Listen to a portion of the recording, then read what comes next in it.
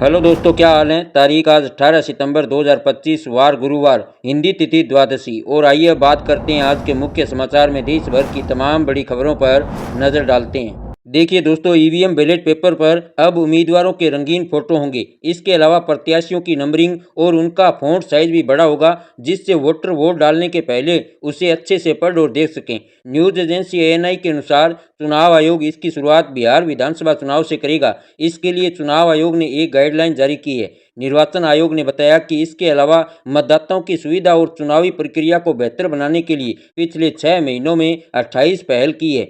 EVM ballot paper में सभी उम्मीदवारों के नाम, चुनाव चिन्ह और फोटो होते हैं। मतदाता इन्हें देखकर वोट देता है। दोस्तों, चुनाव आयोग के 4 बड़े बदलाव भी आप देख सकते हैं। ईवीएम बैलेट पेपर पर कैंडिडेट्स की कलर फोटो होगी। कैंडिडेट्स का चेहरा फोटो के 3/4 हिस्से पर होगा।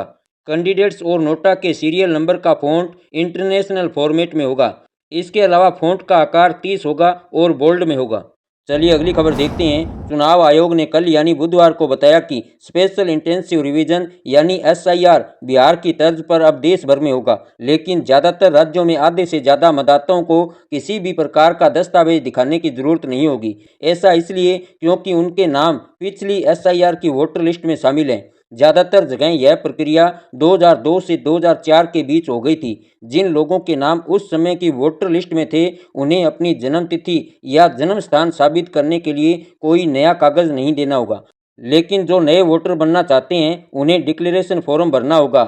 इसमें उन्हें यह बताना होगा कि वे भारत में कब जन्मे हैं। 1987 के बाद जन्मे लोगों को पेरेंट्स के दस्तावेज दिखाने होंगे। चलिए अगली खबर देखते हैं। सुप्रीम कोर्ट ने कल दिल्ली एनसीआर में वायु प्रदूषण और पराली जलाने से संबंधित मामले पर सुनवाई की। कोर्ट ने कहा कि किसान हमारे अन्नदाता हैं, लेकिन पर्यावरण को बचाना भी जरूरी है। अगली सुनवाई 8 अक्टूबर को होगी। कोर्ट ने पंजाब सरकार से पूछा कि जो किसान पराली न जलाने के सरकारी आदेश का उल्लंघन करते हैं, उनको गिरफ्तार क्यों नहीं करते। सिर्फ जुर्माना लगाने से काम नहीं चलेगा, किसानों को जवाबदेह बनाना जरूरी है। चलिए अगली खबर देखते हैं। कर्नाटक के विजयपुरा की एसबीआई ब्रांच में 21 करोड़ से ज़्यादा की डकैती हो गई। बैंक अफसरों के मुताबिक इसमें 1.04 करोड़ कैश और 20 करोड़ से ज़्यादा का 20 किलोग्राम सोना शामिल है। 5 हथियारबंद लुटेरे बैंक में लूट करके फरार हो गए। चलिए अगली खबर देखते हैं। प्रधानमंत्री नरेंद्र मोदी ने अपने 75वें जन्मदिन पर कल यानी बुधवार को मध्य प्रदेश के धार में कहा कि पाकिस्तान से आए आतंकियों ने हमारी बहनों का सिंदूर उजाड़ा था। हमने ऑपरेशन सिंदूर से जवाब दिया है। ये नया भारत है, ये परमाणु धमकी से नहीं डरता। हम घर में घुसकर मारते हैं। ऑपरेशन सिंदूर में हमारे जवानों ने पाकिस्तान को घुटनों पर ला दिया। इसके साथ ही पीएम मोदी ने कहा कि आप जो भी खरीदें वो देश में ही बना होना चाहिए। उसमें देशवासी के पसीने की खुशबू और देश की माटी की महक होनी चाहिए। आप जो भी बेचें वह भी देश में ही बना होना चाहिए। पीएम मोदी ने कहा कि हर दुकान पर बोर्ड हो, गर्व से कहो ये स्वदेशी है। चलिए अगली खबर देखते हैं। अरुणाचल प्रदेश के एक स्कूल की 90 छात्राओं ने 2 शिक्षकों की नियुक्ति के लिए 65 किलोमीटर लंबा पैदल मार्च निकाला। वे अपने गांव से रात भर चलकर सुबह जिला मुख्यालय पहुंची।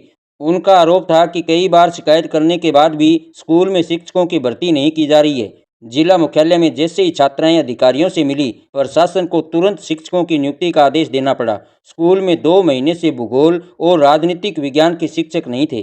चलिए अगली खबर देखते हैं। हुर्रियत कॉन्फ्रेंस के पूर्व चेयरमैन प्रोफेसर अब्दुल गनी भट्ट का 90 साल की उम्र में कल यानी बुधवार को निधन हो गया। वह कुछ समय से बीमार थे और उत्तरी कश्मीर के बारामूला जिले के सोपोर में अपने घर पर ही उन्होंने आखिरी सांस ली। 1935 में जन्मे भट्ट हुर्रियत कॉन्फ्रेंस के संस्थापक नेताओं में से एक थे और लंबे समय तक अलगाववादी राजनीति से जुड़े रहे। चलिए अगली खबर देखते हैं। पटना हाईकोर्ट ने कांग्रेस को अपने सभी सोशल मीडिया प्लेटफॉर्म से पीएम मोदी और उनकी दिवंगत मां का एआई वीडियो फौरन हटाने का आदेश दिया है। कोर्ट ने कहा कि ऐसी सामग्रियों का प्रसार तुरंत रोका जाए और सभी प्लेटफॉर्म से हटाया जाए। दरअसल दोस्तों, 11 सितंबर को बिहार कांग्रेस ने अपने एक्स हैंडल पर एक एआई वीडियो डाला था, जिसमें पीएम मोदी की मां को उनकी राजनीति की आलोचना करते हुए दिखाया गया था। भाजपा ने इसे शर्मनाक बताया था और 14 सितंबर को दिल्ली में कांग्रेस के खिलाफ बीजेपी ने एफआईआर भी दर्ज कराई थी। चलिए अगली खबर देखते हैं। जयपुर में बेटे की ओर से मां की हत्या करने का वीडियो सामने आया है। वीडियो में दिख रहा है कि युवक मां को बेरहमी से पीटता है। पत्नी को पीटते देख कांस्टेबल पति बचाने आता है। मां के बेहोश होने पर भी बेटा मुक्के मारता रहा। मामला करगनी इलाके का 15 सितंबर का है। वीडियो अब सामने आया है। चलिए अगली खबर देखते हैं। कुल्लू में टूरिस्टों को पैराग्लाइडिंग और राफ्टिंग का लुत्फ उठाने के लिए अभी और इंतजार करना होगा। भारी बारिश और बाढ़ के कारण जिले में फिलहाल 30 सितंबर तक सभी पैराग्लाइडिंग और राफ्टिंग गतिविधियों पर प्रतिबंध लगा दिया गया है। यह निर्णय पर्यटकों की सुरक्षा को ध्यान में रखते हुए लिया है। दरअसल दोस्तों, हर साल 15 जुलाई से 15 सितंबर तक 2 महीने के लिए जिले में सभी साहसिक गतिविधियां बंद रहती है। इस बार भी इन 2 महीनों के लिए रोक थी, लेकिन मौजूदा परिस्थितियों के मद्देनजर जिला प्रशासन ने इस प्रतिबंध को 30 सितंबर तक बढ़ा दिया है। चलिए अगली खबर देखते हैं। गोरखपुर में नीट छात्र की हत्या के आरोपी पशु तस्कर को पुलिस ने एनकाउंटर में गिरफ्तार कर लिया। कुशीनगर में तस्कर के दोनों पैरों पर 2 गोली मारी। पुलिस वाले कंधे पर टांगकर उसे अस्पताल ले गए। इसके अलावा 2 और तस्करों को गिरफ्तार किया गया है। तीनों एक ही बाइक से जा रहे थे। इसके अलावा एक अन्य आरोपी अजब हुसैन को 15 सितंबर की रात को ही ग्रामीणों ने पकड़ लिया था। वह अस्पताल में भर्ती है। इस तरह अब तक कुल 4 तस्करों को गिरफ्तार किया जा चुका है। वारदात के 2 तस्करों की अभी भी तलाश जारी है। चलिए अगली खबर देखते हैं। हिमाचल के मंडी से सांसद बॉलीवुड एक्ट्रेस कंगना रनौत ने बुधवार को एक बयान देकर हिमाचल प्रदेश की राजनीति में खलबली मचा दी है। कंगना ने अगले चुनाव में हिमाचल प्रदेश की मुख्यमंत्री बनने की बात कही है। जब उनसे पूछा गया कि क्या भाजपा अगले चुनाव में उन्हें मुख्यमंत्री चेहरा बना सकती है, इस पर कंगना ने कहा कि मुझे जिस काम में लगाया जाएगा, जो काम मुझे दिया जाएगा, वह मैं प्रधानमंत्री नरेंद्र मोदी के आशीर्वाद से पूरा करने की कैपेबिलिटी रखती हूँ। चलिए अगली खबर देखते हैं। बरेली में आज़ाद समाज पार्टी के संस्थापक चंद्रशेखर आज़ाद ने राम भद्राचार्य का नाम लिए बिना उन पर आपत्तिजनक टिप्पणी की है। उन्होंने कहा कि मेरठ में एक संत की कथा चल रही थी। यहाँ एक व्यक्ति ने संत बनकर कथा की। वो खुद को संत बताता है, कहता है कि बचपन से मेरी आंखें नहीं है। सनातन के हिसाब से उन्होंने पूर्व जन्म में कितने पाप किए होंगे कि कुदरत ने उन्हें आंखें नहीं दी, दुनिया को देखने का अधिकार छीन लिया। उस अपराधी से जनता ज्ञान ले रही है। वो कर्म योगियों की धरती मेरठ को मिनी पाकिस्तान बता रहे हैं।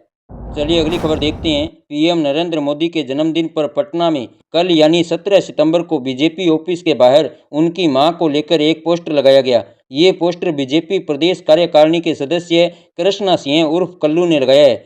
इसमें प्रधानमंत्री नरेंद्र मोदी की दिवंगत मां को दुर्गा के रूप में दिखाया गया। पोस्टर में मोदी को शेर और महागठबंधन के नेताओं को महिषासुर दिखाया गया। चलिए अगली खबर देखते हैं। केंद्र सरकार ने बाढ़ प्रभावित राज्यों की मदद के लिए पंजाब और हिमाचल प्रदेश को स्टेट डिजास्टर रिस्पांस फंड यानी एसडीआरएफ की दूसरी किस्त जारी की है। गृह मंत्रालय की सिफारिश पर वित्त वर्ष 2025-26 के लिए पंजाब को 240 करोड़ रुपए और हिमाचल प्रदेश को 198 करोड़ रुपए दिए गए हैं। यह राशि बाढ़ प्रभावित इलाकों में राहत और बचाव कार्यों में तेजी देने के लिए जारी की गई है। केंद्र सरकार ने आरबीआई को निर्देश दिए हैं कि यह धनराशि तुरंत संबंधित राज्यों की सरकारों के बैंक खातों में जमा कराई जाए, ताकि समय पर इसका उपयोग किया जा सके। चलिए अगली खबर देखते हैं। केंद्रीय वित्त मंत्री निर्मला सीतारमण ने बुधवार को कहा कि जीएसटी में किए गए सुधारों से देश की इकोनॉमी में कम से कम 2 लाख करोड़ रुपए का योगदान होगा। इससे आम लोगों के पास ज़्यादा पैसा बचेगा।